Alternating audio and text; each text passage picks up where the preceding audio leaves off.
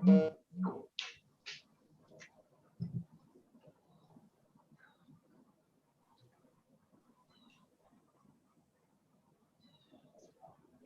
everybody, and welcome to Freestyle Repertory Theater and Synergy Theater's production of Right Away. It's a show, it's a jam, it's the best of both worlds. Now, please welcome to the screen your hosts for the show. Hello, everyone. Hello. Welcome, everyone, to Right Away. Welcome. Hello. I'm Laura Valpy. I'm a longtime company member of Freestyle Repertory Theater here in New York City. And I am Laura Livingston, the artistic director of Freestyle Repertory Theater here in New York City. We are so pleased to have you all here. We are. Tonight's show, Right Away, it's a co-production between Freestyle Rep and Synergy Theater out in Walnut Creek, California. Two companies divided by a continent, but united in the belief that improvisation is an important theatrical art form. Yes, indeed. We started presenting Right Away on May 25th, 2020, which makes tonight's performance our one-year anniversary. Now, a year ago, I don't think any of us considered that we might be reaching this milestone. The theater world, in many different ways, was just trying to figure out how to get by. And this show was born out of a desire for creative people to keep creating things together in spite of isolation and uncertainty. And we felt at that time that our primary job, to bring people entertainment, laughter, possibly even joy, was even more necessary than ever. We now are thinking about what this new art form that the theater world has concocted spontaneously, unexpectedly in the past year might become. What virtual theater might be, what it might not be, what we want to keep from the past year, what served its purpose and is now going on. And we're beginning to, as we begin to step back into our in-person 3D lives, we're reflecting on our show tonight. And we're happy to have you here to do that with us. Well done, Livingston. Well, let's jump in. Here's how the show works. We have 5 playwrights tonight, and each one, I was about to say, will have 45 minutes. Yes, they'll each have 45 minutes, but it will be the same 45 minutes. We promise. We're not, we won't sequentially do that. So the playwrights will have 45 minutes to write a brand spanking new play based on a suggestion from you out there in the audience. Yes, and while they're off writing, everyone in the audience is invited to play some improv writing games with Laura Valpy and me. I think you want to use paper and pencil so that you can see what's happening on the screen. Paper and pencil is stuff like this. This is paper, this is pencil. I know we get away from that sometimes. And after 45 minutes, the playwrights will return and will present the world premiere reading of their brand new work. Okay, before we introduce tonight's playwrights, we just have a few things to go over, a little housekeeping, if you will. For those of you who are participating tonight live via Zoom, we ask that you keep yourselves muted and your video off for now. There will be times when we invite you to unmute yourself and turn your video on, but please be aware that this show is being streamed live on YouTube and Facebook, so wherever this video reaches in the interwebs, if you choose to participate with yourself seen, then that will be out there. You will be seen and heard by everyone on the internet. All right, may we suggest for optimal viewing, you might want to hide non-video participants, and I'll walk you through how. This won't affect the show, whether you do it or not. We just recommend it. Here's what you do. At the bottom of your screen, at least for most people, if you're on a computer, in the video settings, there's a little like arrow up, little caret thing. You can click on that, and then in video settings, click on video settings. That'll pop open a little box.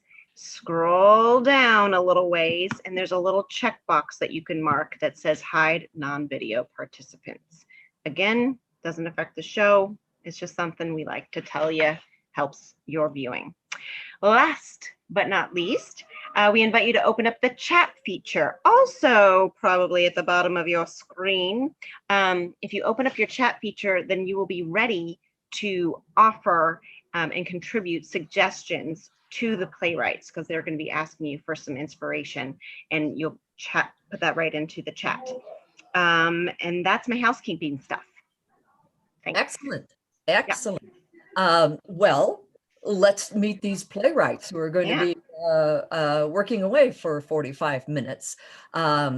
Our very first intrepid writer is the artistic director of Synergy Theater and co-producer of tonight's show. It's Ken Adams. He's been producing groundbreaking online shows every Thursday and Friday throughout the shutdown. He's the author of the book, How to Improvise a Full-Length Play, The Art of Spontaneous Theater. And he began his career in New York City over 30 years ago with Freestyle Repertory Theater. Hello, Ken. Hello, it is awesome to be here. Hey, Ken.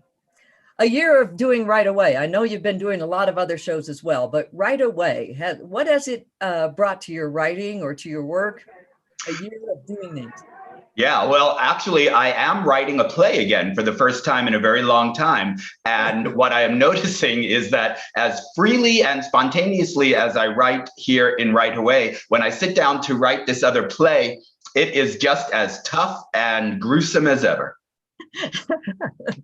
There you go. Well, I'm glad you're getting back at it, because I mean, you won awards for plays were you still in high school when you won your first award? I was in college. Yeah, there you go. All right. I look forward to seeing your next play. Thank you very, very much. Keep at it. Keep at it. I'm at it. Bye. Yay. All right. All right. I will introduce our next playwright. Up next, Lisa Gay Thompson. Lisa just completed her second season as a company member with Monday Night Playground in the Bay Area, and her short play, Pebbles on a Shore, will be featured in the Playwright Center of San Francisco Playoffs on July 25th. That's cool. That's exciting. So you've certainly been writing. I've been writing and writing, yeah. And I haven't tackled a full-length play yet, but that's next on my list. Have you ever taken one of your pieces from Right Away and then worked on it some more and expanded it at all? I have, but I haven't put them out into the world yet. Yeah. But yeah, totally. Yeah, little inspiration growing out of this work. I love hearing that. Absolutely. Yeah, totally. Thank you, Lisa. That's so cool. Man. All right, we're so happy you're here, Lisa. See you in a bit.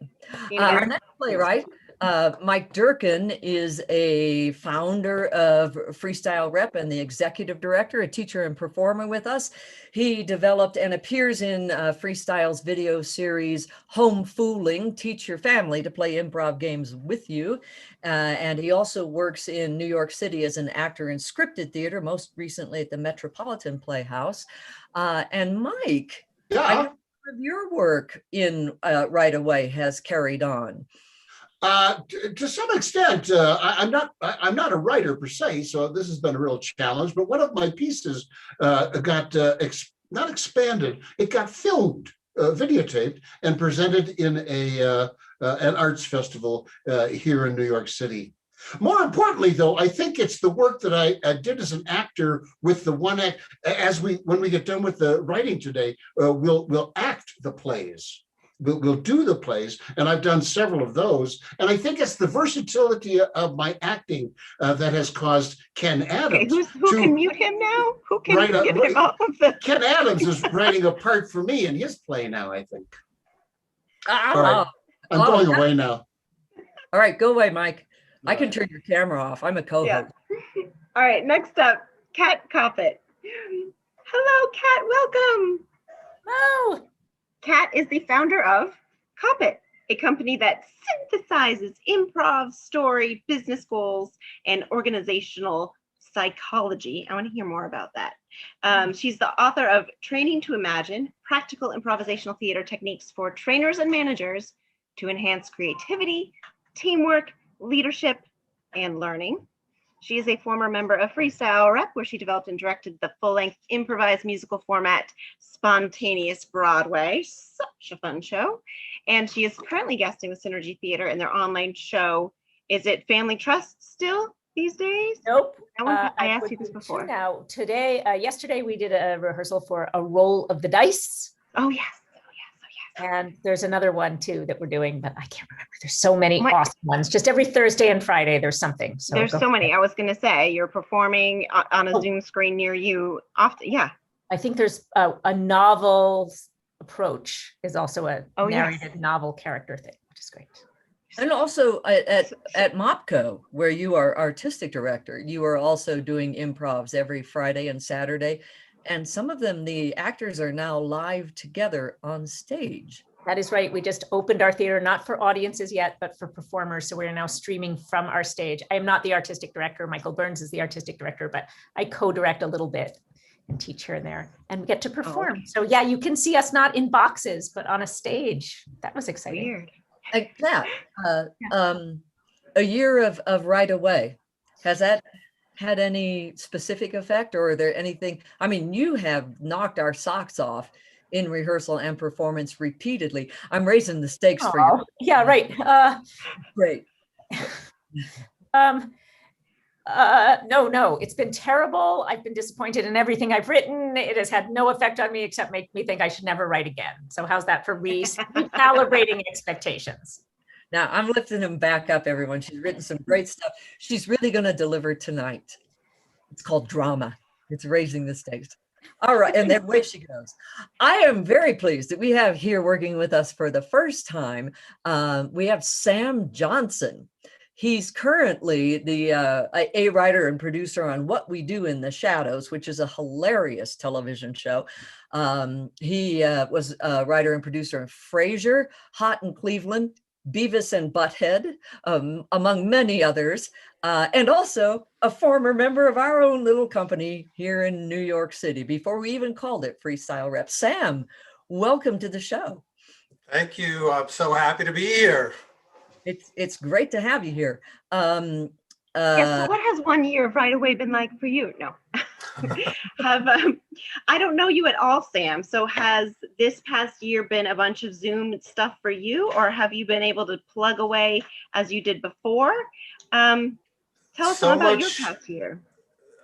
So much Zoom. It's just been day after day of Zoom, writers, virtual writers' rooms. It's weird. I have earbuds. I think a lot of us have earbuds, and I don't really like them. I feel like they may have permanently affected my ears in some way, but I have to wear them because I was on a Zoom last August, and a lightning bolt hit the house I was in and traveled through the computer and through the whatever speakers that were in my ears, and it zapped me a little bit, but it burned out the speaker on my computer. So I can only hear my computer if I have earbuds. And I have to keep doing it because that is just the condition. That's what it is. Zoom every day. Zoom. Because you might be struck by lightning. Oh my gosh. Well, ladies and gentlemen, don't you feel like when there's a pandemic, nothing else extraordinary should happen? Like being struck by lightning or being in Yes, absolutely. Yeah. Sorry for laughing. This is terrible. I should not be laughing. I know. We laugh at everything. All right, let's bring all the playwrights back on and audience members. And this is a great time to have your chat on because we are going to get some suggestions. We, meaning the playwrights, not Laura Valpin, to start the plays. So if you have your chat on, get ready to throw a suggestion at. All right. Should we just go in the order that we introduced everybody? Yeah, if you can remember it. All right, Ken Adams, I believe you were first. Ken, go ahead and get your suggestion. All right, so one of my favorite writers is Alexandre Dumas, who wrote The Three Musketeers. And what he would do is write historical fictions. He would take a period in history and some famous events and characters, real people from that historical period. And then he would write a fictional story about characters that interweave themselves in the history that we know. So I am going to try to do an homage to Alexandre Dumas and write a play in that style, a historical fiction with some real people from history mixed with my fictional characters. I'm going to claim the license of the ignorant because I probably will know nothing about whatever the historical period is I accept from you tonight. So I will just make stuff up and we will pretend that it is true. So what I need from you is a historical period or a famous event from history that took place in some time long ago that can be the background for my play. So just type that into chat. The plague, I said a historical fiction, not current events. That's all right. I did see the plague. The plague came first. So we'll take the European plague sometime in the 1500s, let's call it. Thank you. all right, cool. I think the next person was Lisa. What do you want to get started? Well, thanks for setting the bar so low. Actually, I'm just looking for a film genre. Oh.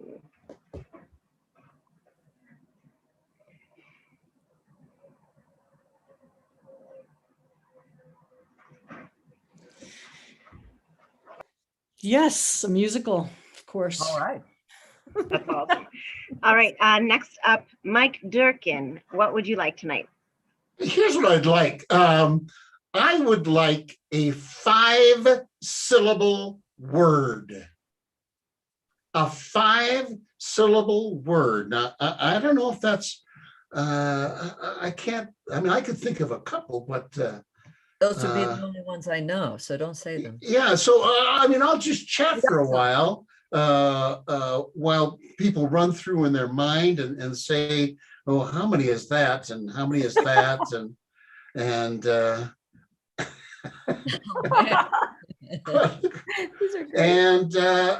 I'll grab one of these. Most of these are from my fellow writers here. I'm trying to. There you go. There's one. Yeah, that's what I like. All right.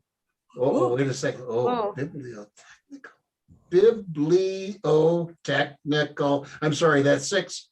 Perpendicular. Perpendicular. That's what I got. All right. Nice. Perpendicular. Thank you all. Kat, are you going to dumbfound us or relieve us with simplicity? Me? Yeah. I hope I'm going to relieve everybody with simplicity. Could I have an emotion, please? But I'll ask for 2 simple things, an emotion and a question.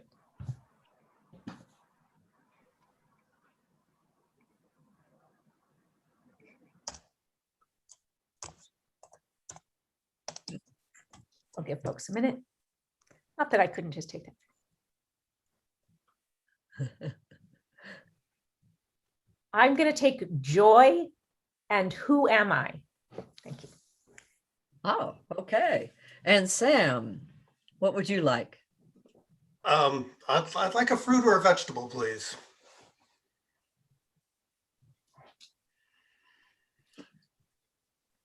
Yeah, these are good.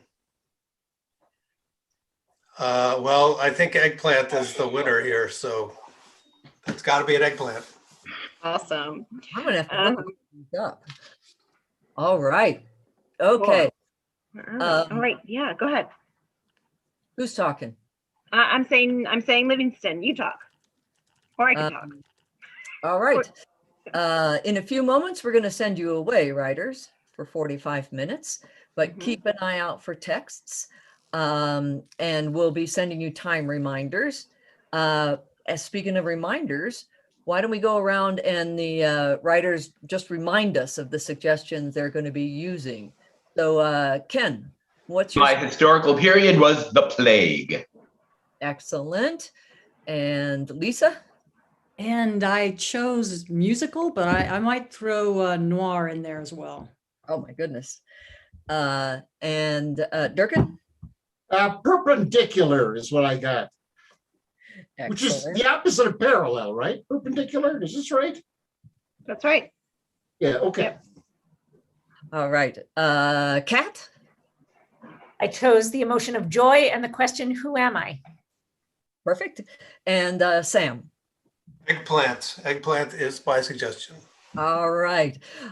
Just a reminder, it's improv. Whatever you write is going to be right. Be brave. You only got 45 minutes, so don't overthink it. Ready, steady, right away. And as they're right. off their videos. There they go. The timer is going. They're turning their videos off, sound off. Hopefully they're muting their speakers, so they're tuning us out. But now, audience, we invite you to turn your videos on if you would like. Just a quick reminder, we are live streaming this on YouTube and Facebook. So it's up to you if you'd like to show your face and participate. Let's see. But come on and let's see who's out there. Hello, you three. Karen and Jean and Heather. Hello, hello. Now, if anyone's out there and you haven't already, hi, Chris. If you haven't already, grab a pen or pencil and some lip paper and lip pencil. That will be helpful for what we're doing. All right, let's get our paper ready. Let's get our pencils ready. We're just gonna do some writing exercises, trying to take on the ideas of improv, which are essentially to say yes, to go with the idea, to add on by saying yes to the thing before. And that's really it. That's really, really it. It's a practice. It's often messy, and that's okay. It's great if it's messy. It's great to fail. That's how we experience this and learn. So let's just go for it and have some fun. I think at this point, with this really quick stuff, the idea that I have trouble remembering is it's impossible to fail. Everything you do is right. There you go. Yeah, absolutely. So just as I'm sorry, Valps, were you going to say something? No, I was just going to jump into the first jam. What do you want to say? Let's do it. That's what I was going to do too. Amazing. Just getting the incoming and the writing just all working. Let's take a minute, all of us, and write down things that are in the room you're actually in. And what I mean by things is whatever you think I mean by things. Anything counts. Ready, steady, go.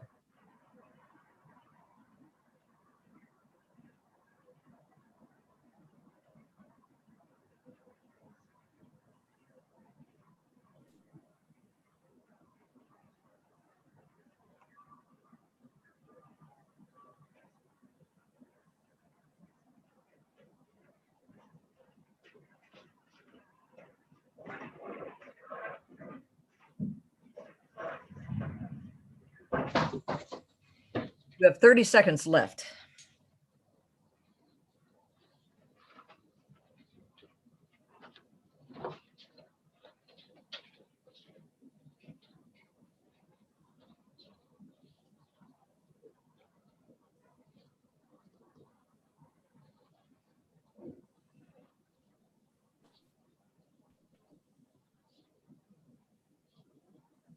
Five seconds.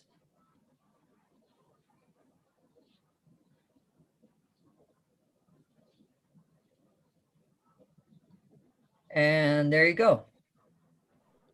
Awesome. All right, hopefully you have a list of a whole bunch of stuff. Then we're just going to jump into the next exercise. Oh, wait. About Help. Yeah. I would like to hear them. Okay, cool.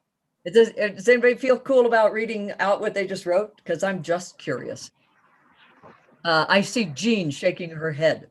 Yes. Yeah.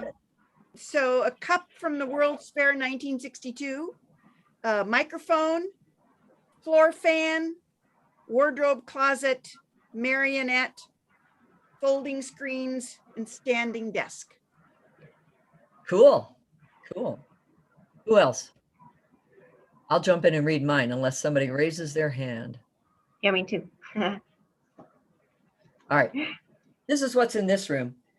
T-shirts, a window, a computer, a lamp, a rug, an Indian rug, a glass of seltzer, a sailing trophy, coins, mostly quarters, binoculars, a hairbrush, an extension cord, a water pitcher from the Hotel Baltimore in Kansas City. Nice. I'll go. Yeah. Window, Rosa's painting. Phone, measuring tape. Belt to a dress that's gone. Laptop, shelves, bones in the garbage. Ugly light, kids' drawings, a paper roll, screen for the window, bird chirps, paper, pink pen, and a basket. All right, cool. All right, so choose about 5 or so of those objects. You're going to write a sentence each personifying those objects. So personification is to attribute human characteristics to something that's non-human. So your sentence could simply be giving your object a verb or a feeling, but something that a human might do or feel. So my pink pen walks across my paper. That's something a person might do. So about 5 sentences, give or take, with the objects that you listed. All right. And go.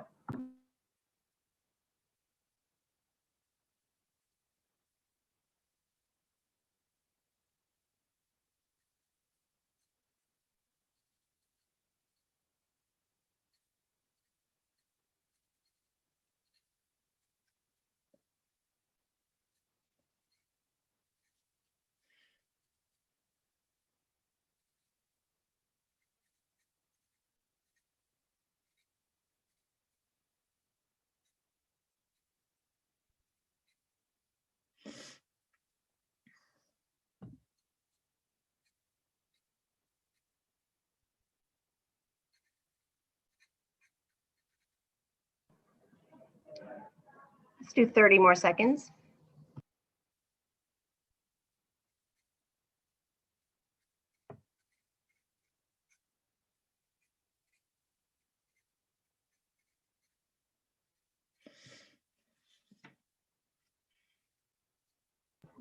Ten seconds.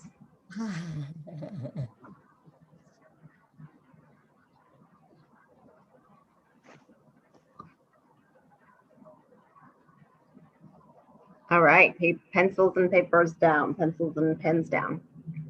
Who wants to read some of their sentences? I'll go. Heather. All right, I'll read 2. I've got the glow-in-the-dark stars stare down at the wood floor, and the books cozy next to each other on the shelf. Nice. Chris, did you want to read? I have 2. I'll do 2. The stacked up books oppress each other, and the stacked up laundry gradually loses its fluff and fold. Oh, awesome. I have 5. I did 5 nice. different ones. I try to reason with the computer, but it thinks I'm stupid. The rug is offended by my feet. These are all kind of negative, I see. The Hotel Baltimore pitcher condescends to pour cold water on us. The quarter fondly remembers the laundry. It gave me the brush off. I didn't have time to write the hairbrush. Oh, no worries. Karen, do you want to read real quick? Sure. The cat stared with disdain at the offer of affection. The breeze danced around the room. The plants leaned into the sun to gather each ray of light. Nice, very nice. Before we get too carried away, we need to remember to send more suggestions to the writers. So every 10 minutes or so, we're going to send them another suggestion that their job is to incorporate into their play. So at the moment, we've got 36 minutes and 14 seconds. By the time we finish getting the suggestion, it probably should be about, they'll have 35 minutes left. Okay, I'm writing it down, sending that info to them. Okay, cool. For the first suggestion, let's give them something in the environment. We're talking about the setting and the environment today. Something in the environment, either something happens or describe the weather or something they experience. Let's throw them something like that. If you got something, Jean, Does the same thing go to everyone, or do we send them? Okay. Yeah, isn't that funny? They got different ones to start, so we'll see how these get incorporated differently or similarly in their plays. So you can write it in the chat. Let's see. Okay. Ooh, very cool. let's go with the wind blows really hard. That's Here in New York Okay. City, it became very windy today, so I'm going with that. So 35 minutes left to the writers. That's their first additional suggestion. The wind blows very hard, or All right. really hard. Okay. There Okay, it cool. goes. The wind, no, I put the wind bows really hard. Here we go, blows. Okay. Wind blows really hard. The wind blows really hard. Yeah. So, Jean, what's going to happen is they all have to immediately incorporate that suggestion into the script they're writing right great. now. Great. Oh my goodness. All right, cool. Before we do the next one, is anyone dying to share their sentences, their personification sentences? Jean, okay, great. Okay, I just have a couple of them. The microphone calls for a voice to express its sadness. Oh, The wardrobe closet pulses with fullness of fabric. My favorite. Cool. Very cool. Yeah.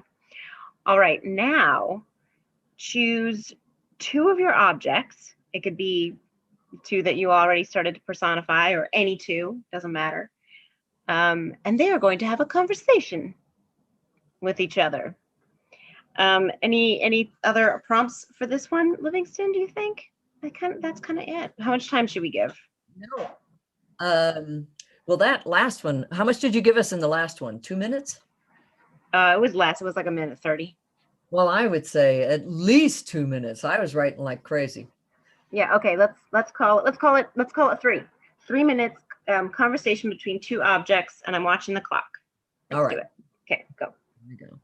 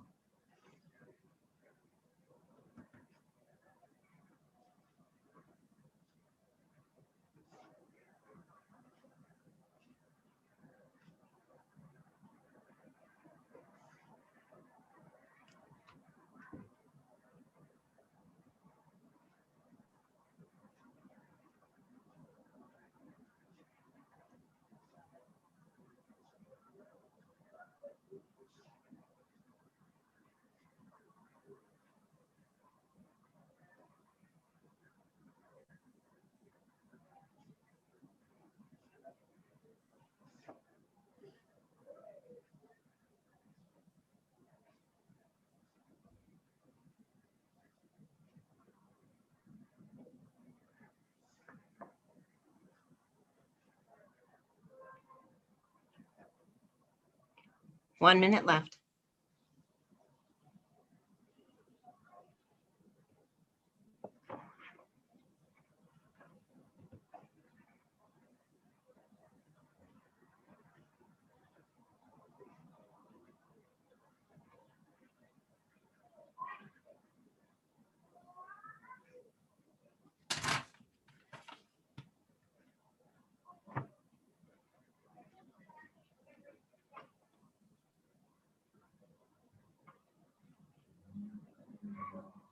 Thirty seconds.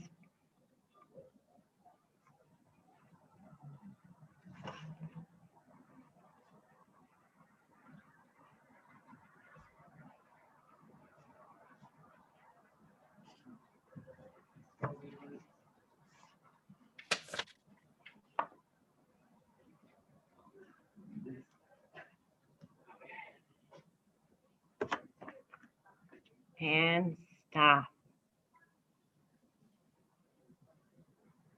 That was a fun one. Yeah. I had fun with it too. Okay, who's ready to share? If you like. Heather, would you like to tell us the objects that you're doing first, or help us, or we'll guess, or I don't know, whatever you want. So this is a book and a picture frame, both on the bookshelf, talking to each other. The book talks first, and the conversation goes, "Hey, oh, hi. Hi, sorry to bother you. No, it's nice to talk to someone. Yeah, it's just, we've been sitting here on the shelf for a few years now, so I figured, I don't know, that I'd say, hey, that's great. I'm so glad you did. Really? Yes, I've been so lonely. Oh, so have I. Do you want to be friends? I'd like that a lot. Good, me too." Very nice. Yay. Thank you, Heather. Who's up? I'll do mine as a puppet show. I'm going to Okay, see. good. If it works. Okay, let me just get the picture. There you go. Are you getting your props? I am. And Christina. Hi, Christina. All right. This is a quarter. This is the picture from the Hotel Baltimore in Kansas City. I remember when I was worth something. Whatever is worth something now, I'm not interested in. At the Hotel Baltimore, that's when people had class. I hardly remember people. It's all swipes of cards now. Oh no, she's picking me up. I'm not a bank. And the quarter says, I'm cold hard cash. The end. I want to do that too with my objects.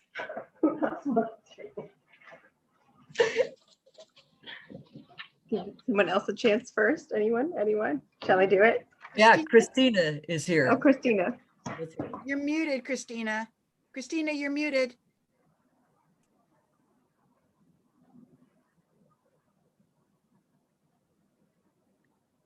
She's getting it. She's got the look of trying to unmute herself. Keep breathing, Christina. Yeah, it's okay. If you're on a computer, float your cursor down to the lower left. If you're on a phone, I know nothing. There we go. Okay. Yes. Yes. Okay. Awesome. So my two objects were my keyboard is thinking about the great mysteries, and my travel clock is dancing the hula. Keyboard. This is really hard. Clock. Not for me. I'm a natural Hawaiian. What has Hawaiian got to do with it? The hula comes from Hawaii. It's the native dance of the islands, the Hawaiian Islands. I'm not talking about the hula. What is the meaning of life? That is my question. That's hard. Let me dance on that. No dancing, thinking. Yeah, the meaning of life is a hula hoop. Nice. Yeah. Oh my gosh. Can I do mine just because I got my props? Yeah, let's do it. Okay. All right. This was like this on the shelf over there. Look at me. I'm too heartbroken to look at you. Look at me. You never trust me with your feelings. You never trust me with anything. I've tried and tried to hold on to relationships, but maybe I hold on too tight. I end up hurting everyone I love. I'm willing to take that chance. Just look at me. You're so beautiful. There we go. You're going to get us thrown off YouTube with that kind of really. suggestiveness. All right, wait. Oh, it's almost 25 minutes. Laura, what suggestion should we get next? I would like to get something a character. First of all, I would like to get something a character says. All right, write it in the chat. A line of dialogue, if you will. Yeah, you can send them 25 minutes left. And I'll take a look in the chat for the next suggestion.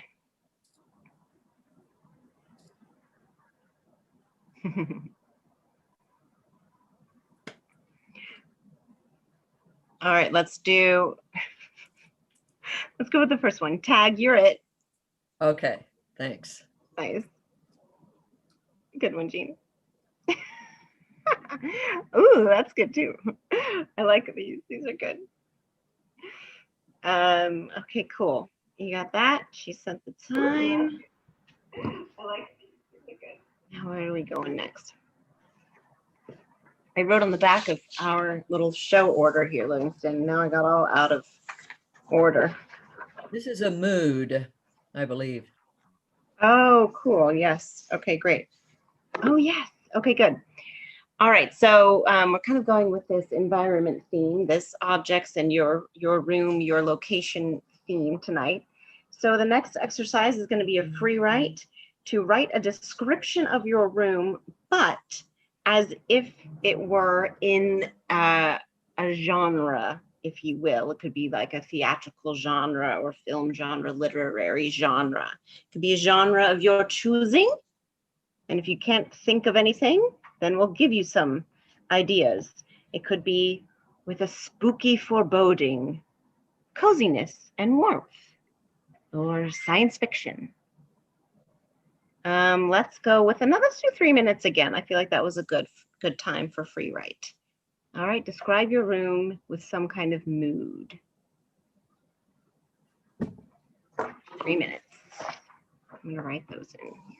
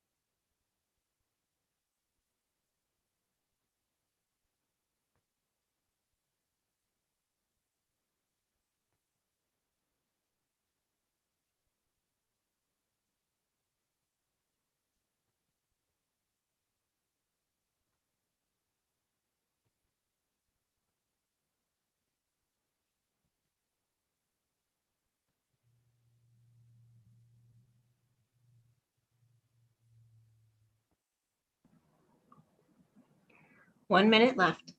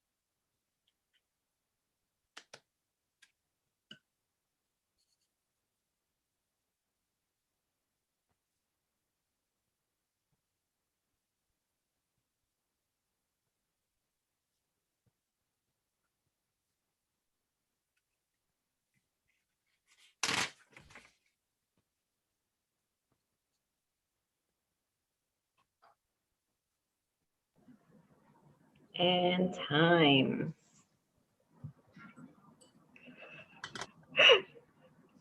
Did that 3 minutes work out for you, Laura? Perfectly. Nice. All right, let's hear it. Who would like to share? Chris. All right, let me get this up because I typed it in. My dear kitchen, it's damnably hot here in the evening sun, and my thoughts, as they always do at this infernal time of day, begin to plague me with self-doubts, with unanswerable questions. Am I too rigid in my outlook, as playroom intimates? If so, I can't help it. I was born seeing things in straight lines and tidy corners. And why can't I travel when I have so many books in my bookcase about distant lands? What or where even is an easy weeknight dinner? If only. Yes. Very nice. Very nice. Awesome. He basically jumped ahead to the next exercise, right? A little bit, kind of. Would anyone else like to share? Livingston. All right. At the top of the sailing trophy was a point, the sail, pointed like a dagger, the boat tilted, struggling against the relentless storm, the column blood red, a club battering against the odds. How important had it been for Harry to win the regatta? Was it worth killing for? And why had the Hotel Baltimore, Kansas City closed? Dun, dun, dun. Nice. I want to hear more of that. Awesome. Any more? Jean's looking like maybe. I am. So okay, good. I had a challenge because I immediately went to people in the room. That was the first. So there's a little crossover. It's okay. Good. Yeah, whatever you Good. read is absolutely right. Oh, that's And right. I I forgot about that. Yeah. And I once actually belonged to a writing group where it was required before you read what you wrote that you apologize, because we all just wanted to do it. So like that, actually. Okay. So without any apologies, the rug is so soft and fun to roll on, isn't it, little sister? And then I went, oops. Mama, says little sister. Lots of places for hide and seek. Crawl under the table and hide behind the closet curtain. Lots of cozy chairs, even a futon to nap on when I'm just tuckered out. So many books, even some with pictures.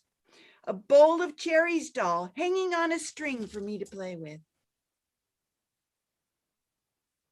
Genre? A children's book. Love it. Excellent. Very cool. Anyone else before we get our next suggestion for the playwrights? All right. all right. Well, surprise you with an early suggestion.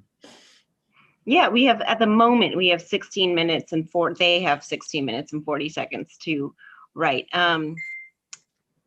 Livingston, I know you love to ask for theatrical effects and things. Shall we send them something of that nature tonight? Yeah, but I'd like to send that last. Oh, okay, cool. Yeah. Then let's do something silly. Yeah. I mean, it's all silly. Something like wait, I'm gonna say, all right, let's just throw this out here. We've got 5 other minds working here. Yeah. Something you think would just derail a play right now, something that they couldn't be writing about right now. Yeah, just throw them a curveball. Yeah, a curveball right now. That's what we want. I got to get my chat back on to see this. Mm-hmm. You field them, Valps. Give me one. All right. So, something from Space Enters. That's where I was headed. All right. Nice. And on the way to Mars. Yeah. Oh, I like that too. All right. I'm going to say something from Mars Enters. There we go. An alien from Mars enters. I put something from Mars enters, and I'm such a bad typist. I'm not going back. So Works. Let's see what they do with it. all right. Haha. They have to deal. All right. So this is the next idea we had. Thank you all for these are all things that I've never actually tried on people before. So thank you for being Perfect. our guinea pigs here. We thought it'd be fun to do a monologue about one of your objects, write a monologue about one of your objects, but the monologue is spoken by someone who is different from you, a different character.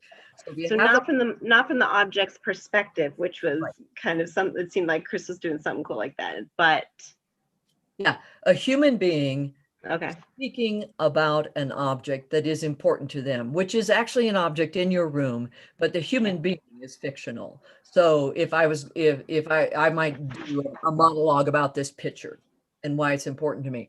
Only for this exercise, it's not you. It's a fictional character. So if you haven't made one up yet, here are some things you could choose from: a firefighter, a teenager, a person about to die of old age.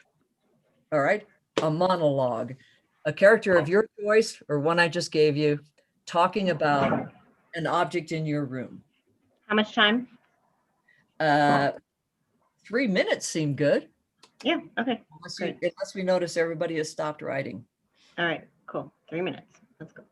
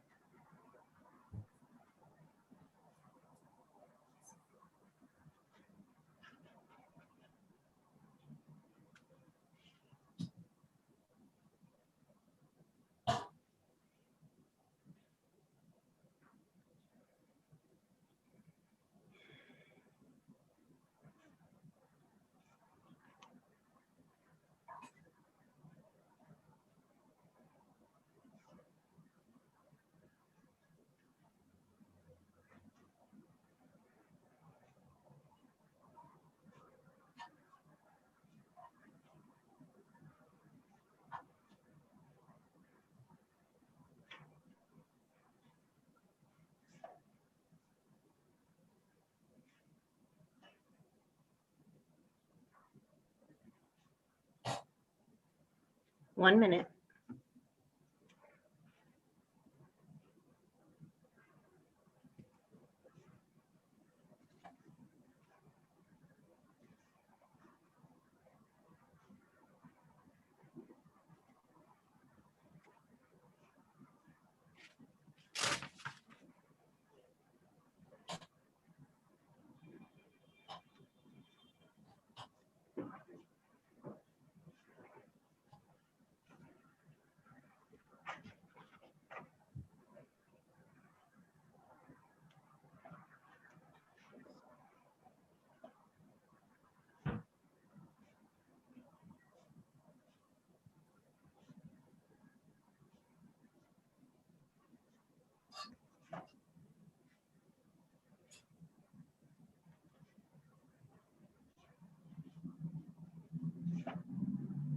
And time.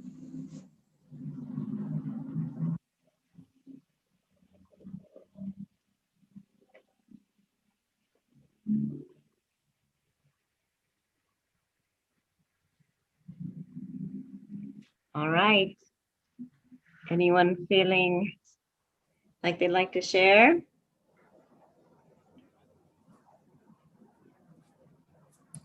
All right, Chris. Hey, Go for I it, Chris. gave you that pencil. You say you bought it yourself, but that just proves that not only can't you remember other people's birthday, you can't even remember your own. Getting that pencil was the highlight of your 40th birthday party, or at least that's the way I remember it. Because you don't need a car if you have a pencil. You can just write about a car, and that's just the same. Typical ingratitude. Nice. Awesome. All right, who's next? I'll go if no one else can go. I was going to say, I don't know if we've heard from Miss Laura Valpy Rodriguez for that. Oh, I'll do. All right, here we go. My husband never liked coffee. Didn't like the smell, the taste, the mess. But every morning he made my coffee in that coffee maker. 3 scoops for my 1 cup, just the way I liked it. My favorite mug. I can't seem to get it right. Not like he did. So I finally gave up coffee. But I can't seem to get rid of that coffee maker. I'll die with it and take it with me. Maybe he'll make me a cup when I see him on the other side.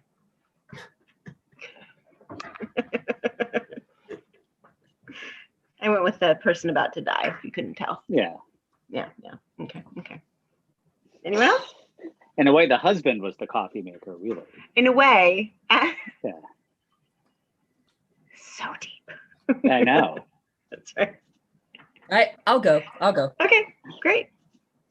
There's no water pressure, I said. Smith, you've got to get this blaze under control. There's more at stake than just this cabin. It's the entire Rocky Mountain National Park. And that's when Smith handed me this water pitcher. At first I thought, he's crazy. There's not enough water in this. And then I realized this pitcher had offered cool water to sophisticated Kansas City diners. It was his way of saying I needed to cool down. I did.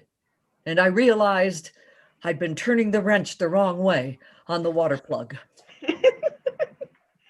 First of all, that was awesome. Second of all, I very much admire you sticking with the water pitcher this whole time. Actually, I don't even know why it's in this house, and I don't know where to put it. I think you've been noticing it for years. And it's been weighing on you. I'm going like, what do I do with this? Where does now you yeah, write it's a good it's a good sort of like house magazine tip of like, turn your old bric-a-brac into a muse. That's right. Can we quote that? Turn your old bric-a-brac into a muse. Let me just put that as a quote here so we all remember. Post that as a review of the show. Turns old bric-a-brac. Anyone spell bric-a-brac? Want to read theirs? Christina, did you turn your microphone on because you wanted to read yours? No. Oh, right. Oh, they're dashes, of course. They're dashes. There's got to be dashes of bric-a-brac. By the time, all right, well, yeah. I'm sorry, Valps, yeah? Oh, I was just going to creep up on that final suggestion. Okay. I was going to say, by the time I get this explained, they'll have 5 minutes left. Okay. If you think about how plays end, there's some technical things that happen, some theatrical effect that let us know, in addition to the story wrapping up and the writing, that the play is over. And it usually involves lights and or a curtain. For instance, we once had a suggestion, it may have come from Karen Harrell, I don't know. The lights slowly dim until there's a spotlight on one person and then they go out. I would like the suggestion of what the lights and or curtain do to end the play, like how quickly or slowly it happens. So Valps, if you can field the suggestions, I will send the time to the playwrights. All right, I'll give them a moment.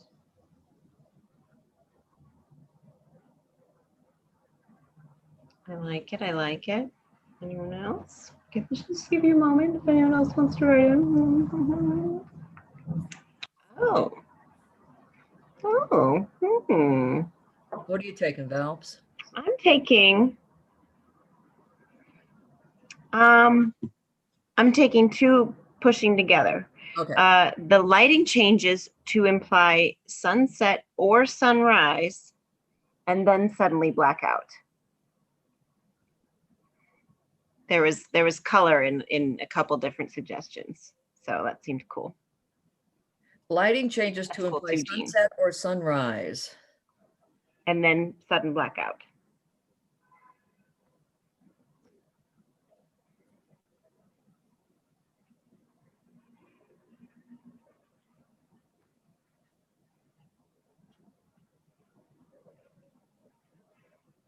All right. Lighting changes to imply sunset or sunrise, then sudden blackout. Boom, there it goes.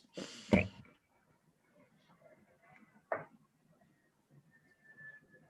Nice. They actually only have 3 Now minutes. they only have 4 minutes. Yeah, I told them they have 5, but Well, when they got the 5 minutes left, they had, like 4:45 left. So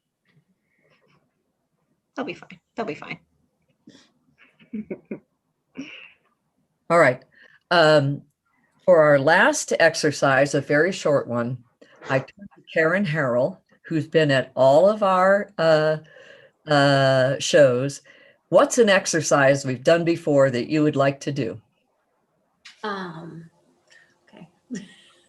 I would not. Don't put me on the spot or anything. I like to do when you start the sentence and we end the sentence, but I don't know if that's a prepared thing. And if not, then a No, little I'm gonna go with gibberish. it. And It then a doesn't little have- gibberish if it's not. I'll make up some sentence beginnings. All right, the sentence starts with Francine raced out the door, and you have like 30 seconds to finish that sentence. Francine raced out the door because.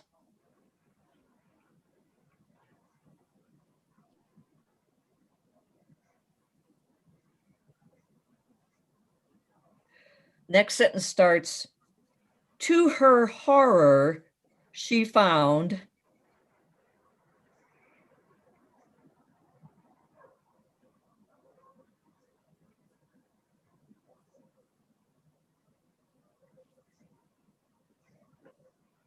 Next sentence starts, so she picked up a.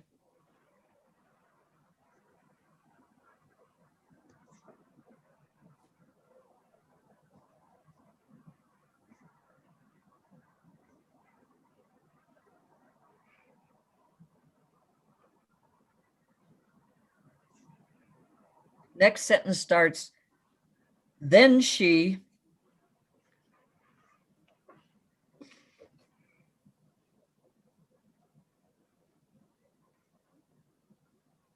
And last sentence starts, finally.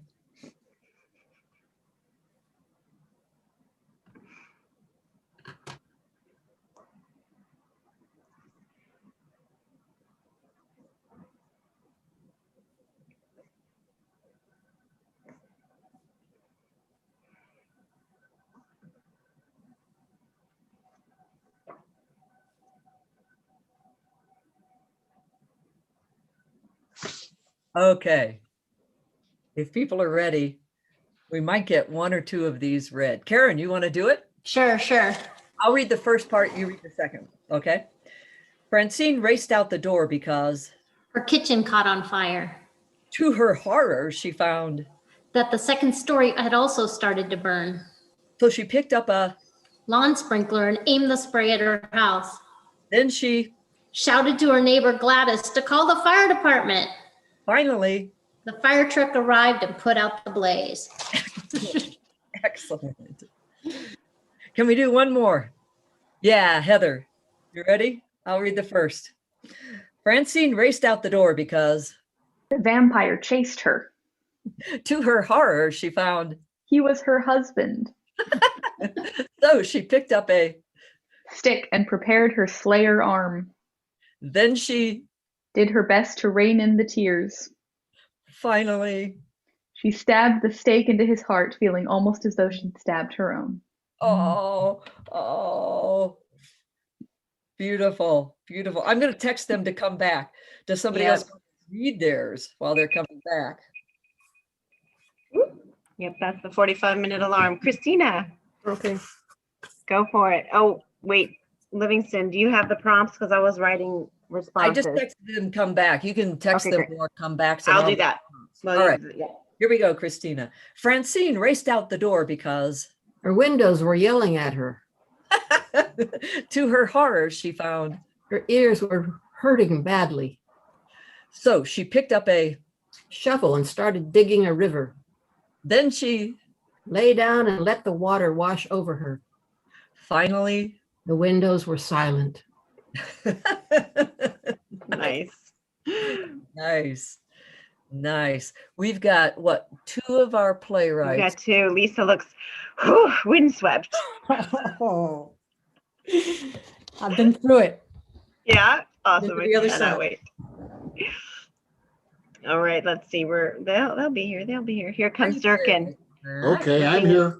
I'm here. looking You're like a not the champion. last one. And I'm here. Sam's Sorry about that. awesome. No, it's all good. We're still waiting on Kat. You're not the last one, Sam. There she is. Woohoo. Welcome back, Welcome back, playwrights. Welcome back, playwrights. Audience, give yourselves a round of applause for participating and doing these awesome exercises and sharing your creativity. That was so cool, so cool. Ladies and gentlemen, we are about to take a 10-minute intermission while the playwrights email each other their scripts and figure out who's going to read what part in their script, and if anyone needs a potty break or a drink break or what have you. And so, yeah, let's say 10 minutes. The time I've got now is 8:31. So let's call it 8:41 when we come back. Audience, thank you again for participating. You can go ahead and turn off your screens, turn off your videos, turn off your, mute yourselves again. And come back. you stick around for a talk back later. Are we talking about that right now? We'll talk about it in a minute. All right, intermission. Intermission. We'll be back with some world premieres. Yes. Hey guys, how'd it go?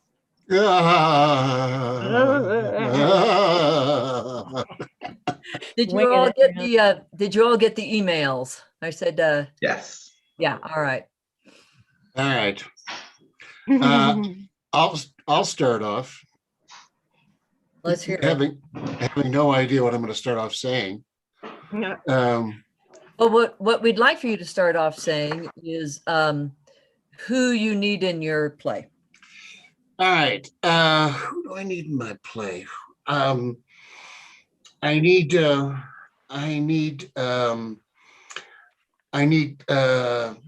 right, what? Sam. What? I was I gonna don't have any idea. All right, But so why don't you hold off, and maybe somebody does have an idea, and we'll go to them first. Who knows who they need? Lisa. I know who I need. Everybody is in my play. Okay. And some people play multiple parts. And is that at the top of your script, and we'll know? Yeah.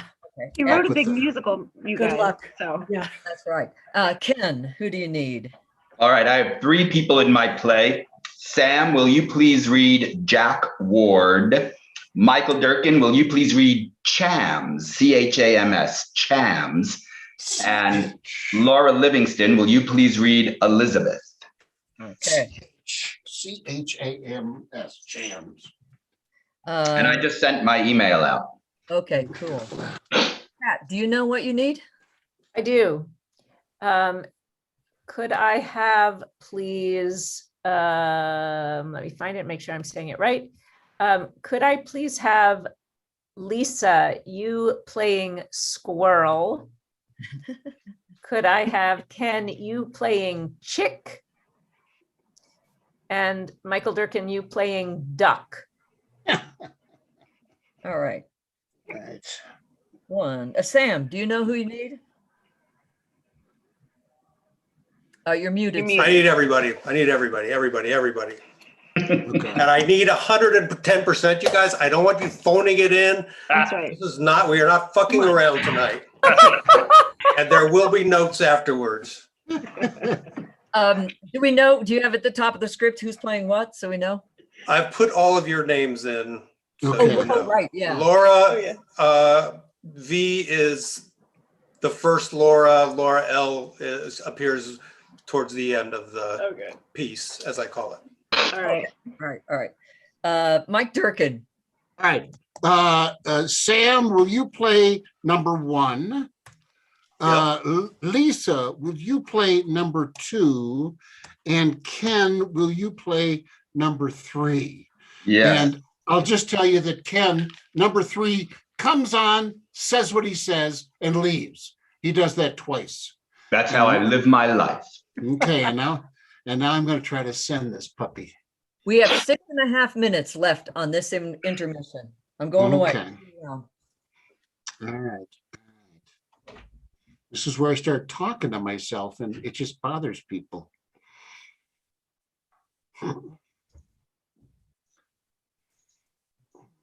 Have people received mine? Yes, Got it. I have Ken's and Sam's. Hmm.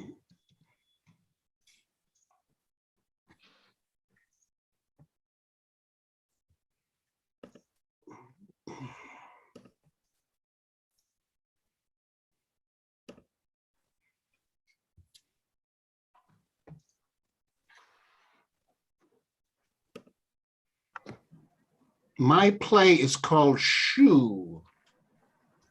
So I hope everybody got it. Didn't see it yet. I don't but, have Lisa's or yours. Something else came in. Lisa's came in. I don't see Durkin's yet. Neither do I. No? Okay. I see I sent it, so, I've received Lisa's and Michael Durkin's. okay. Okay. Oh, okay. I'll go back and look. Oh, yep. All right. So Okay. we got There we go. Eggplant. We got Eggplant. Cat. We got Cat.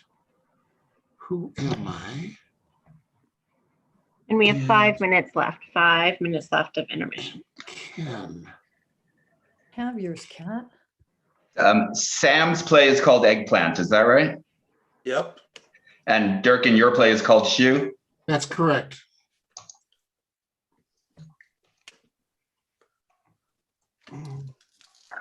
Okay. I think I got everybody's. Lisa, sorry, who's playing? What are the parts of your play? It should be listed in the front, I believe, the top. I don't see it. Narrator, Mike Durkin, Oh, stage is this- manager, Oh, Laura yeah. Livingston, Cynthia is Valpy, Claudio is Sam, Roger is Ken, Kat plays the audience member and a delivery person. Okay, Do I need to hear that? I wasn't here for that. Yeah, you do. You are playing the stage manager, Livingston. Okay. And Mike Durkin is playing the narrator. Yes. The noir narrator. Okay. Noir. Yeah. Yes. That's right. All right, so So I think I'm in Durkin's, Kat's, Lisa's, and Sam's. Is that correct? Durkin. Uh, Kat. Sam and Lisa. Yeah, I think you're right. And that's all I'm in? Okay, great. I think I'm in Lisa's and Sam's. Is that Valpy talking? Yeah, that's Valpy. Lisa, Sam. Uh-huh. Okay. I don't have Kat's play. Strange. I do. She was the first one, I think. No, Ken's was first. Oh, maybe it got lost in the shuffle. How do I do here, I'll this? see if I Oh, can. yeah. I got it. You do? Okay. Yep. I haven't figured out how to turn my camera on when I've got my Zoom thing small, like to see the script. Does everybody download these things? Mhm. Oh, okay. Okay. I'll start doing that then. Huh? Well, I mean, I click on them and they open. I don't know if that's downloading. That's the thing I don't get. That's the thing I don't get. And Sam. Yep. Mike, wherever it says Mike, that's me, right? That's correct. Oh, that helps me out. That helps me out. Yeah. Okay. And Ken, am I in Ken's play? I am in Ken's play. Hey, Mike, a quick note on that character you're playing. He is competent and loyal and strong. So he's not like a silly Smee character in Peter Pan. It's a pirate. That's why I'm saying this. But he's just like competent, earnest, and loyal. Okay. We officially have 1 minute left, and then we'll be back. Don't open the fucking mouse thing, Jesus. Hey, Mike, we're on. Oh, sorry. I'm sorry. That's right. I didn't say that. I'm opening things like, I don't want to open that. Sam, Lisa, Cat. What's your title? What's title? It's called Cat's Play on the play, and it's called Who Am I on the script. Okay. There it is. And We have an order for the readings. Yeah, it's gonna be Ken, Lisa, Mike, Kat, Sam. I'll put that in the chat. Okay, thanks. Cats and Ken's play. Now, do I have Ken's play? I've got Cats, Ken's, the Eggplant, and Lisa's. Lisa's. So.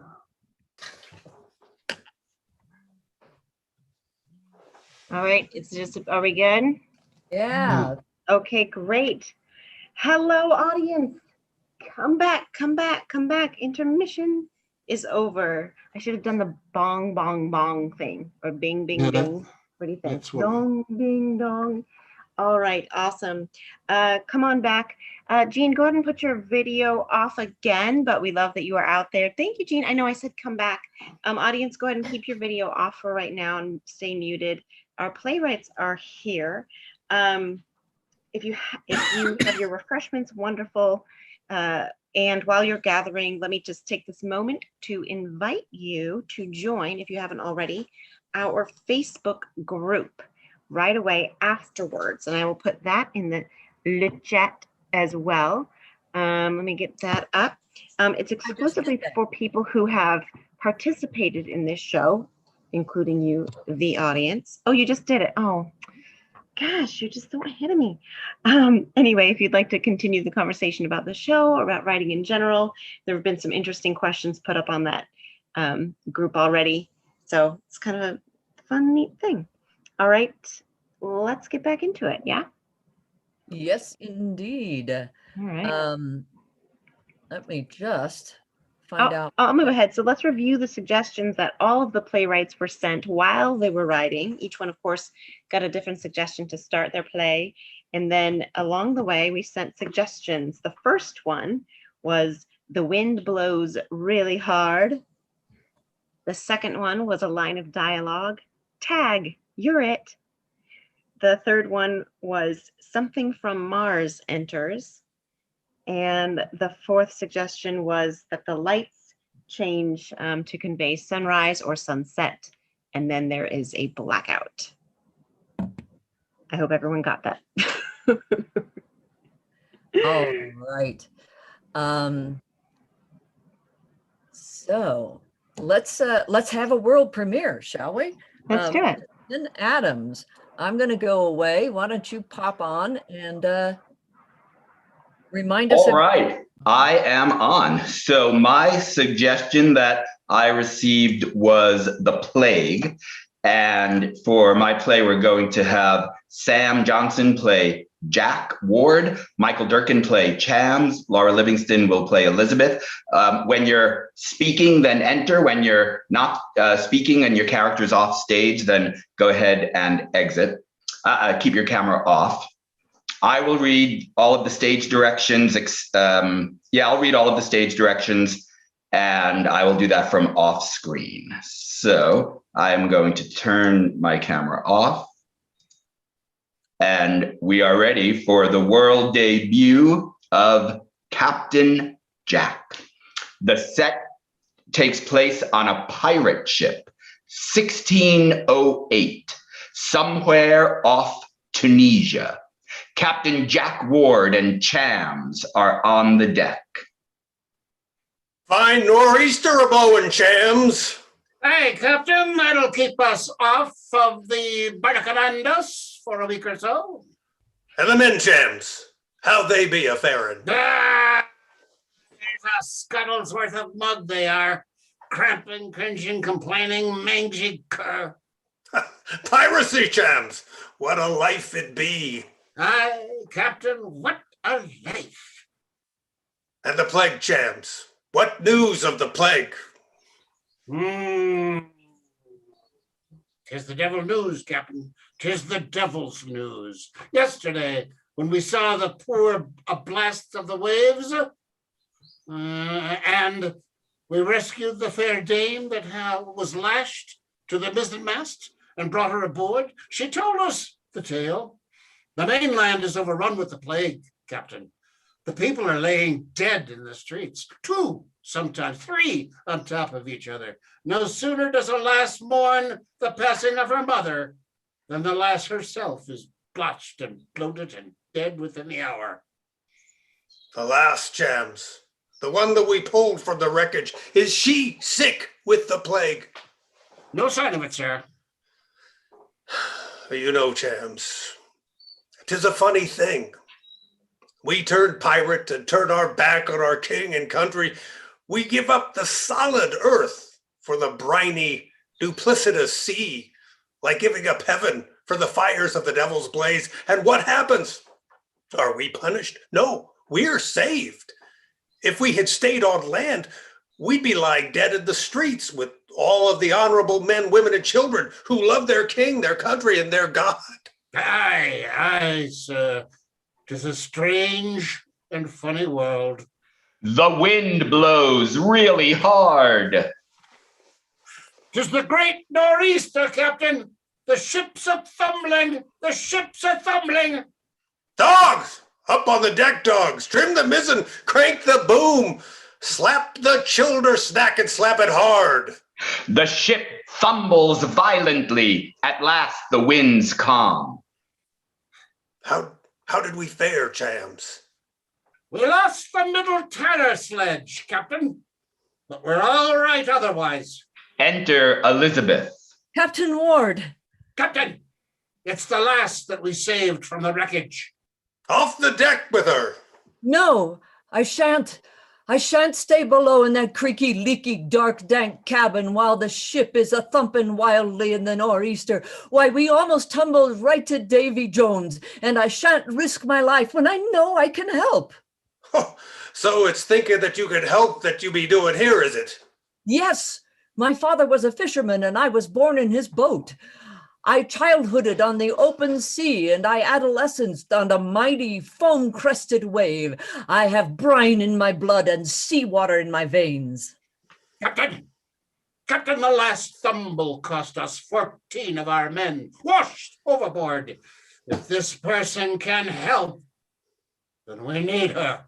Chams, go down below and beat somebody. Leave the lass with me. Exit Chams. So, you be a fisherman's daughter, eh? Yes, but I'm an orphan now. Father died from the plague. Arg. I awoke 3 days ago to find him in his bed. He was blotched and bloated. Oh, you have my grief, my lass. Thank you, Captain. Well, you're a hardy-looking stout-looking, firm-looking sort of lass you are. And now you're an orphan. Why don't you stay on the Happy Harbor and be pirate with old Jack Ward? Pirate? Me? Elizabeth Carter turned pirate? You mock me, Captain. Tag, you're it. What was that? I tagged you. Now you have to be a pirate, and there's no going back. But I won't. You must. There's no backsies. I don't care for your pirate lore, Captain. I'm a good person, and I love my king, my country, and my God. Arg!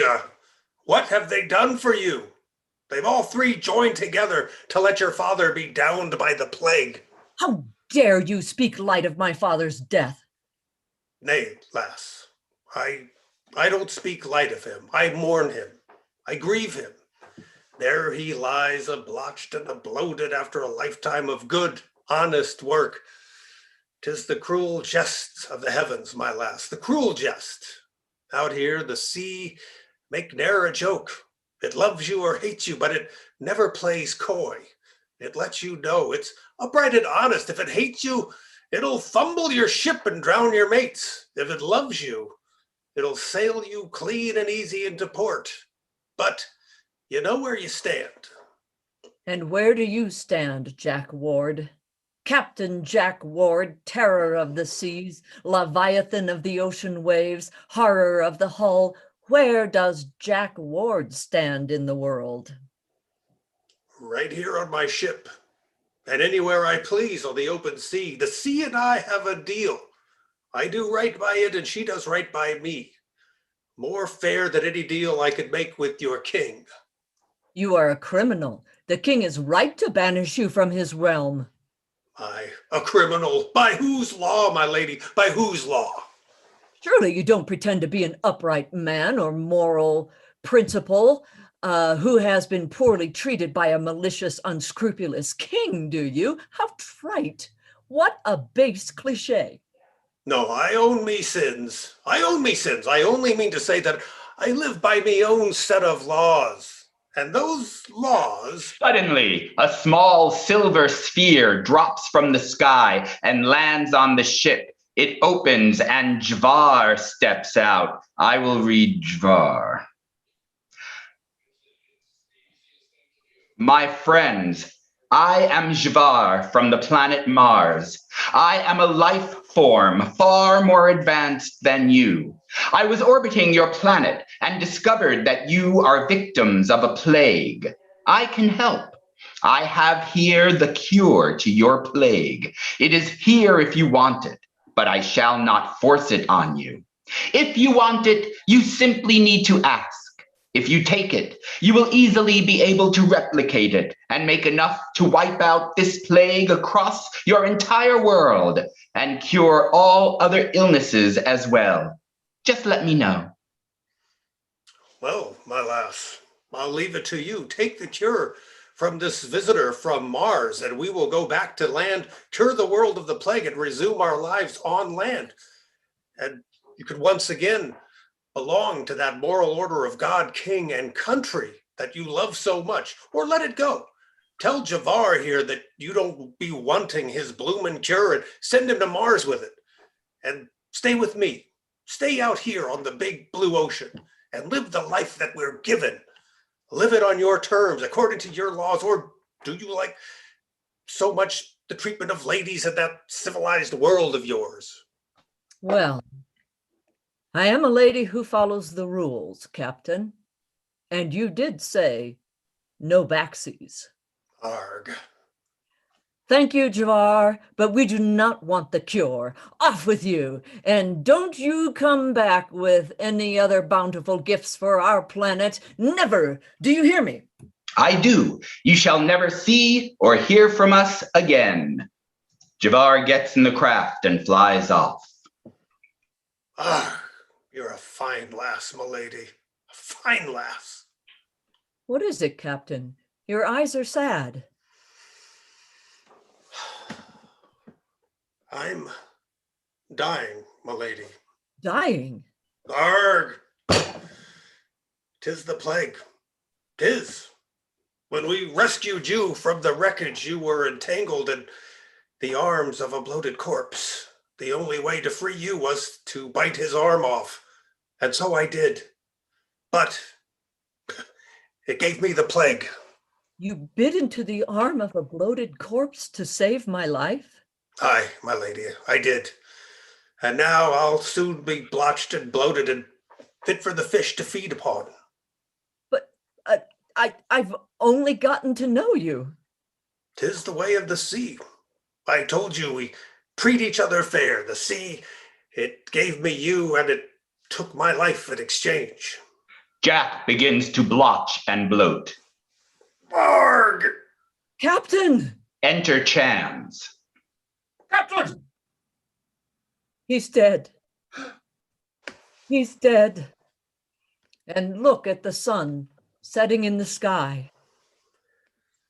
'Tis the end of a day and the end of a legend. The legend of Jack Ward.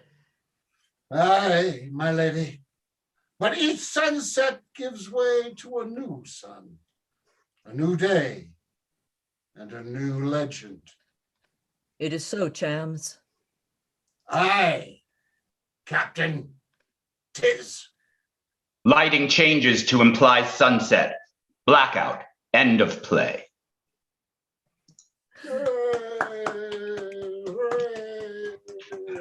We invite everyone to come back and applaud for Ken's incredible opus there. Thank you very much. Awesome reading, you folks. Thank you so much. Thank you, Ken. Arg, arg. Also, I childhooded. Is Sorry, thumbled, had a is lot of thumbled, laugh out loud moments. is thumbled a word? No.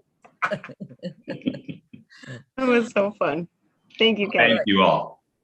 All right, up next, Lisa. Lisa, yes. Hey, so this play has a cast of thousands. You can all just stay on screen, I think, and just play your role, even if you're, not doing any active speaking at the moment. My suggestion was musical, and I threw in a noir. So it's a noir musical. And good luck, everybody. Thank you.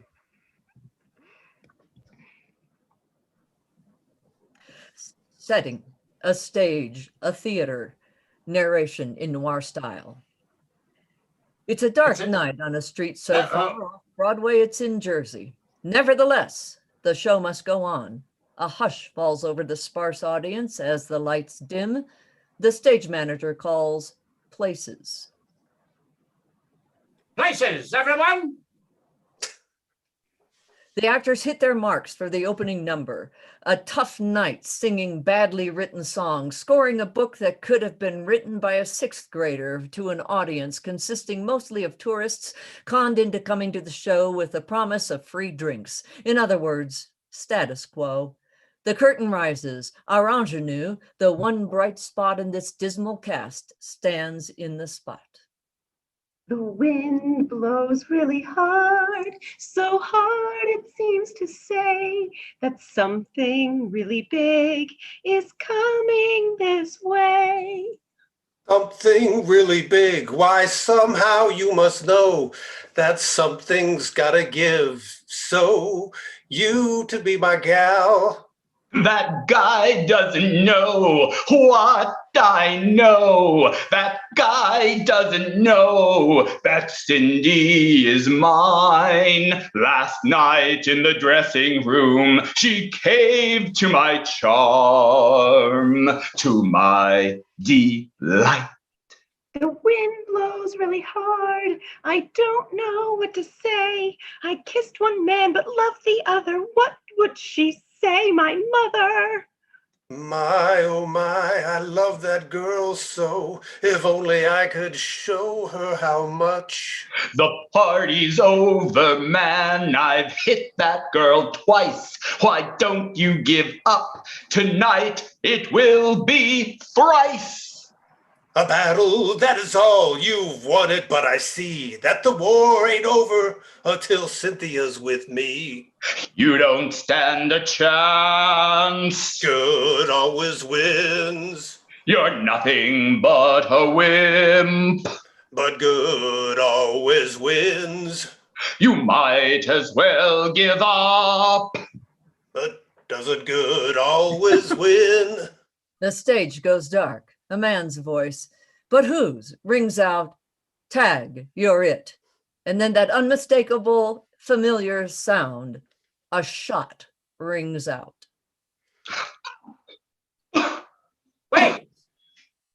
Wait, just a goddamn minute. Who brought a gun into this play? You know the rules. You know the rules about guns. If they come in during the first act, they must be used by the third act, not used right away. The audience got hit over the head with that. No setup, no payoff, just a dead body. That looks like real blood. Somebody should check his pulse. Not me. You do it. I'll do it. Yeah, he's actually deceased. He was an all right guy, I guess. Like you and he.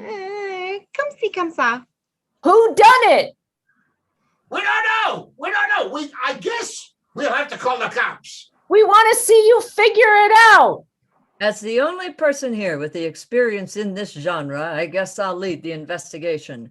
My hunch is the triggerman was Claudio. There's motive, and he's from somewhere else, isn't he? Suspicious. Hey, I got an order for Roger for Mars Pizza. Did you order a pizza with extra garlic? Roger's dead. He couldn't have known he was going to die. Not if he ordered a pizza. He must have been planning to break up with me. Extra garlic? Time to wrap this up. Something in your eyes has me feeling blue. I thought I really loved you, but 'twas before I knew. You and Roger had a tryst. I wondered why you blissed. Now I want to give my fist. Something in your eyes tells me you're over me. And tell me, Claudio, where were you when Roger died? I thought I'd throw him over and end up with you. But now that he's dead, I really don't like you. Just then the lights went out. Shots rang out. A scream. Another scream. Lights up to reveal Cynthia, stage manager, narrator, and Claudio. All dead. That was the worst piece of crap I'd ever seen. Yeah.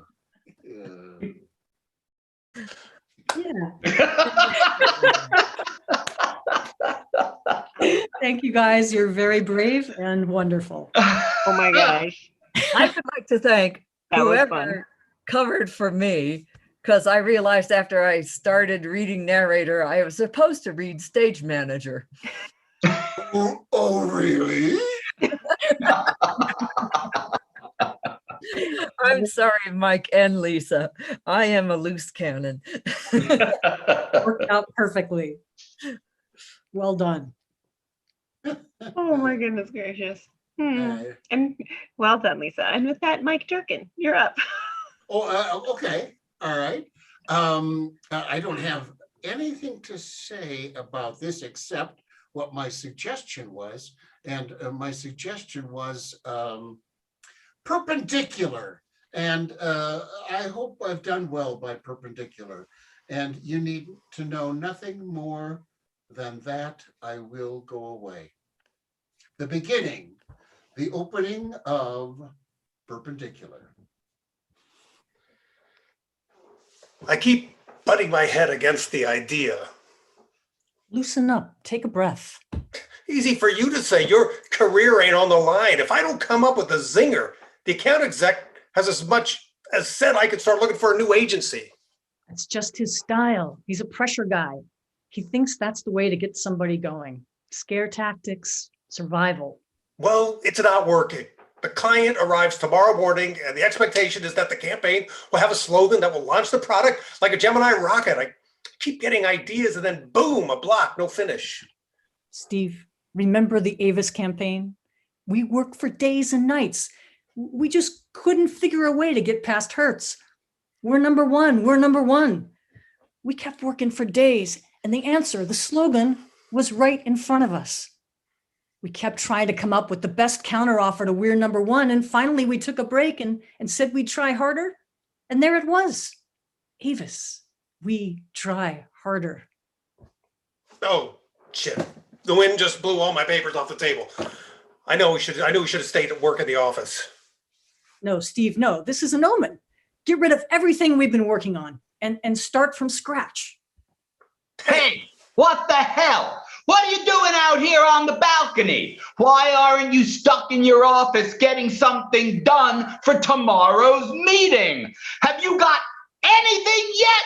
Jesus Christ, this is one of our biggest clients and you're out here having a picnic. Give me something by the end of the day or else. Asshole. Yeah, but boss, asshole. All right, Steve, we're traveling down a road and we come to a T. We can go one way or we can go the other. We can cave in or we can accept the challenge and endeavor. What do we do? We face our demons and succeed. So, Tag, you're it. What have we got? We got a shoe, a sneaker, an expensive sneaker. We want people to buy expensive tennis shoes. So we make the sneaker desirable by making people envious of other purchasers. So come on, be as good as I am. Don't be left out of the sneaker rebellion. Come on, toe the line. How about that? Toe the line. Toe the line. Buy the expensive shoe. Toe the line. Jesus, that's putrid. Steve, toes are not attractive images. I don't think that's the answer. I don't think that's the one. All right. Sneakers, running shoes, speed, rubber soles hitting the pavement. Rubber meets the road. When the rubber meets the road, then a Formula One car, the rubber meets the road. Anybody who runs wants the kind of speed and traction. Yeah. When the rubber meets the road. Yeah. Have you two morons got anything yet? You damn well better, or you'll be out of here like a UFO looking for your own Roswell by the end of the day, morons. He's such an alien. We got it though. When the rubber meets the road, we could have some kind of visual with a Formula One car with sneakers instead of tires. There could be smoke coming off the back of the sneakers like spinning tires. There could be the screeching of burning tires. Steve, the reason you're hooked on tires is where the rubber meets the road is Michelin's tagline. Oh, Jesus. No. Oh, God, I don't have it anymore. I used to be able to come up with something, but I am dry. The end of my road isn't a choice between left-hand turn or right-hand turn. It's dead end. Steve, that's not true. You've been an inspired advertising guy, a mentor to many of us. We've always looked to you as a rock. This is not a dead end. Take a breath, Steve. It'll come to you. You're a good friend, Alicia. Always been there for me when I needed support. Thanks. Okay. Wow. What the hell was that? Did you see that? Jesus. Everything's gone black. This is the moment of inspiration. We got a sneaker that everybody's going to want if I can come up with a catchy slogan. And by God, I'm going to do just that. What the hell, Alicia? Just do it. Blackout. Once again. Thank you, actors, for switching roles in the middle. Steve, the character Steve, switched back and forth because of my my 1 and 2s just don't work out sometimes. But you did a wonderful job, and I'm telling you, Sam, you tore my heart out. Honest to God, a man in his distress like that. It was. It's the words, Michael. These were the words I was born to say. All right, thank you. All right, thanks. Kat Coppett, you're up next. All right. Remind us of your suggestion. And Michael Durkin, you just left an empty chair on our screen here. Durkin is in my play, so I hope he's coming back. Oh, maybe he was going to make an entrance. All right. I thought I'd put some more light on. Are we doing Kat's play now? Yes, we are. I'm going away. Okay. All right. The name of the play is Who Am I, which is one of my suggestions. I asked for a question and I got Who Am I? I also asked for emotion and got joy. The characters in these plays are Squirrel, played by Lisa, Chick, played by Ken, and a third character played by Durkin, who will enter when they enter. So I will read stage directions unless I don't, and they're just things you do. So setting, a beautiful park, ducks swim in a nearby pond, gobbling up bits of bread being thrown to them by old men and rambunctious children. Happy couples push babies in strollers. Young lovers gaze into each other's eyes on the grass. Squirrel is busy in the branch of a tree, stuffing nuts into a hole in the trunk. She turns to climb up a little higher and finds herself in front of a nest. Oh, eggs. How lucky can a squirrel get? This is the best day ever. She starts to reach into the nest, but just as she does, the egg trembles, cracks, and rolls away from her grasp. Hey now, none of that hatching business. I just want me some egg. The egg continues to crack more, and then all of a sudden, there is a head, and in no time, a wet, slightly dazed, but completely formed chick. Oh, crap. The wind blows really hard. The chick, along with the whole nest, is immediately blown off the branch. Oh, crap! Squirrel quickly scampers down the branch. She's sure she'll find nothing but broken eggs and smashed chick at the bottom, but miraculously, the nest has landed on a bush. The egg and chick have been deposited among its branches and intact. Chick is wide-eyed and breathing hard. Whoa! Wow. You're all right. You're all in one piece. That was magical. You're telling me? Wow, yeesh. I thought pecking myself out of that shell was going to be the hard part. Hey. Hey. You look familiar. What do you mean I look familiar? You were just born. Did I just see you up in that tree? Oh, you mean just now, like a minute ago? Yeah. I look familiar from then? Yeah, that may seem like a short time ago to you, but it's like half my life, and a lot has happened since then. I guess, yeah, that makes sense. But also, no. Also, you look familiar from before. Before? Before what? Tag, you're it. Ha! Chick jumps off the bush and Flap falls down to the ground and starts running away from Squirrel. Hey, you're supposed to say? Lickety split. How did I know that?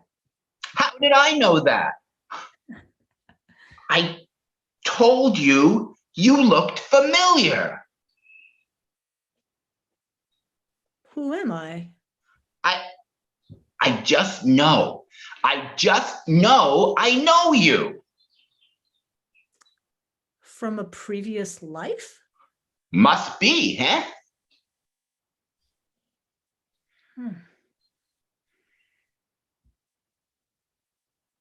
I almost ate you.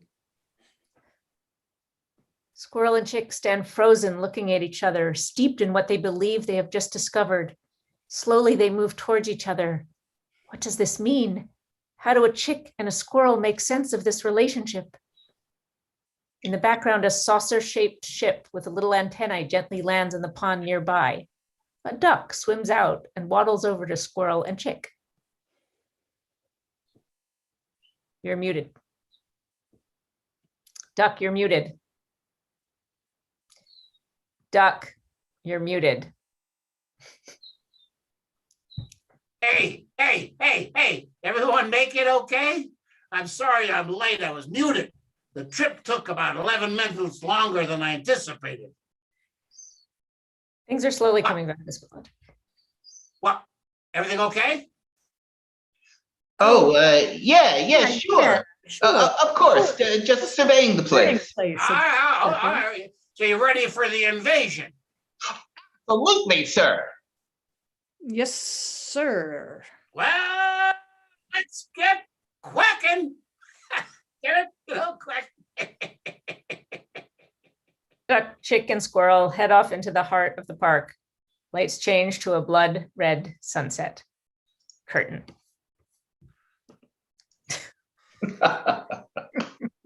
I'm so sorry. No, it's okay. I'm so sorry. It's fine. What a rookie mistake. What a duck mistake. You probably only need me to tell you once. I ducked it up. I thought it was part of the play. All right, folks, we're about to hear our last world premiere.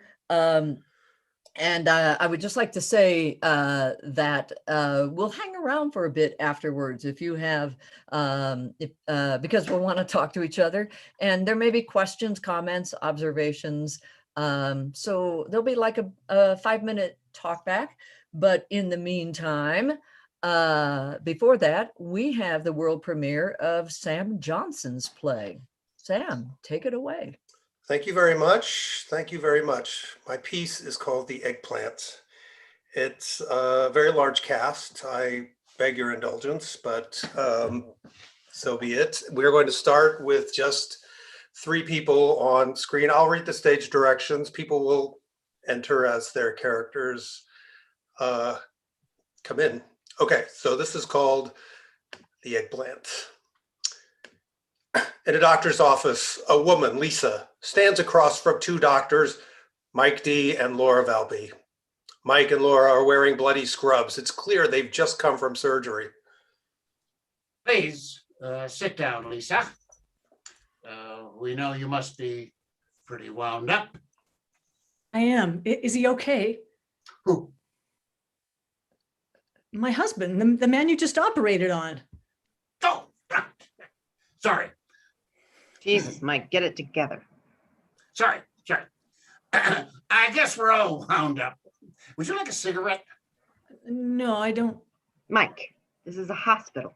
Oh, well, I'm going to have one, so deal with it. Mike takes a cigarette from the desk and lights it. He blows a cloud of smoke to the ceiling.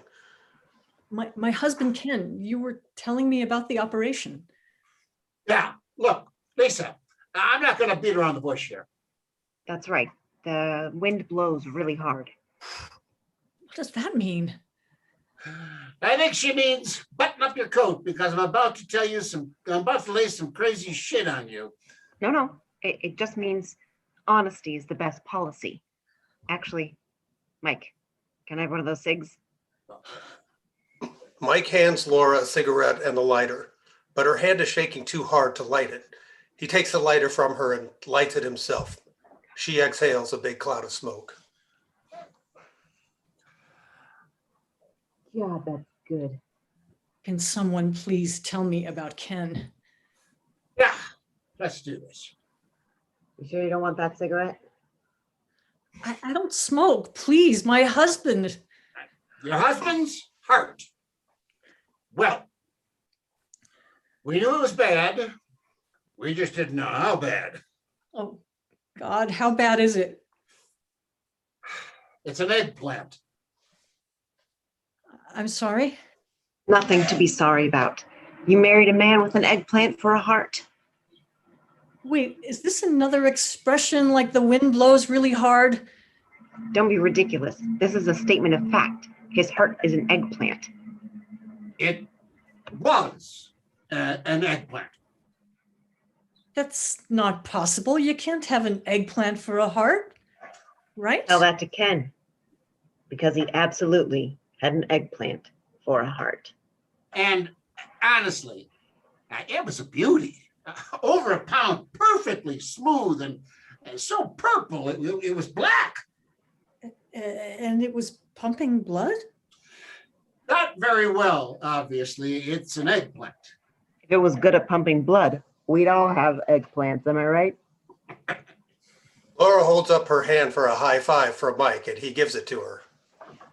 Right. So what did you do? Mike turns to Laura. Ed, you're it. Well, the truth of it is we removed it. There was just no other way. Who knows how much longer he'd have survived if we left it in there. Maybe 30 years, 40. It was basically a ticking time bomb. 30 or 40 years? That sounds pretty good. Ken is a 60-year-old man. Huh? I guess when you put it like that, it is actually pretty good. But in the heat of the moment, I mean, well, we had no choice. Right, in the heat of the moment, we had to make a decision. And the decision was to remove the eggplant. And cook it and eat it. What? You ate my husband's heart? Let me remind you, it was an eggplant. And really so beautiful. I mean, like you'd see in a Martha Stewart book or something. It would have been a crime not to eat it. And prepared beautifully, Laura, I might add. Lightly breaded, sauteed in olive oil, just salt, just a touch of salt and pepper. I've really been into less is more during the pandemic. Sometimes salt is absolutely all you need. Well, I'm a convert. We almost invited you in to try it, but there are a lot of strict rules about who can and who can't be in the OR. Something from Mars enters. It looks humanoid, but is green and has antennas. It is also eating a piece of breaded eggplant. Hey guys, sorry to interrupt. I'm headed back to Mars, but I just wanted to tell you it was really cool watching you operate today. And this, what's it called? Eggplant. Right. This eggplant is delicious. Okay, catch you next week for that hip replacement. Something from Mars exits. What the fuck? An alien can be in the operating room, but I can't? Funny loophole. An alien can be in the operating room. No rules about aliens being in the OR. I can't believe this is happening. Can someone please tell me how my husband is? Is he even alive? What's going on? Honey? Everyone turns to look to the door. A nurse, Laura L., rolls Ken into the office in a wheelchair. He looks pretty good. Ken, you shouldn't be up like this. Yeah, you need to rest. You need rest. Your body needs to heal. Nurse, this man should be in bed. This man got in my face and said if I didn't take him here, he would throw me down the stairs and kill me. She's right. Don't blame her. I was just feeling so great. I had to come say hi. I had to get out and tell you guys. Oh, honey, I'm so glad to see you. Are you sure you're okay? Look, I don't know what they did, but I've never felt better. Full of energy, bouncy, ready to rock and roll. That's wonderful, Ken. Honey, where are your glasses? That's the weirdest part. I woke up and I'll be damned if I didn't need them. I see perfectly. A shadow crosses Lisa's face. She looks at Mike and Laura. Mike offers her a cigarette. Oh, no. Oh, no. No, what the hell have you done? Lisa tears open Ken's gown to reveal a long scar and the unmistakable outline of a carrot just under the skin. No! A carrot? Something from Mars pops into the room with a knife and fork. Don't mind if I do. Outside the sun sets and the curtain falls. The end. I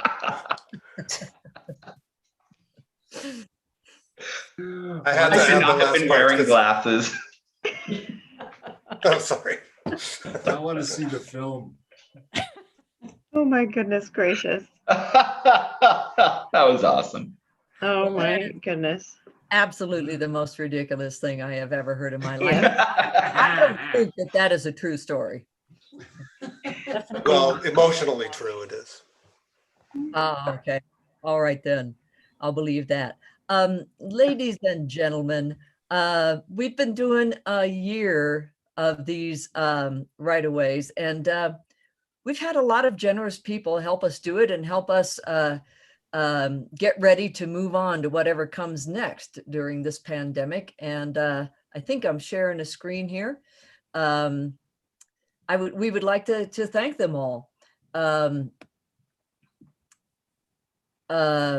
We started doing this, as I said, as a way to work together, a way to keep art happening during the pandemic. And these are some of the people who have generously helped us continue going and prepare for what's coming up next.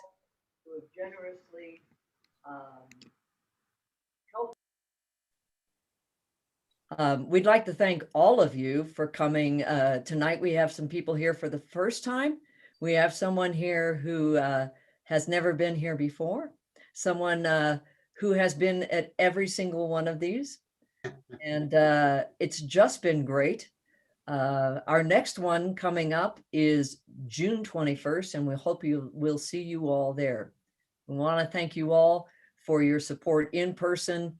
And if you would like to contribute, please go to our websites. We have in the chat the website for Synergy Theater and for Freestyle Repertory Theater. Next month, June 21st, the hosts will be Mike and Kat. Ken, Jeff Tarson, Laura Valpy, and I will be writing, and our old friend from way back when, Sheila Head, is going to be joining us.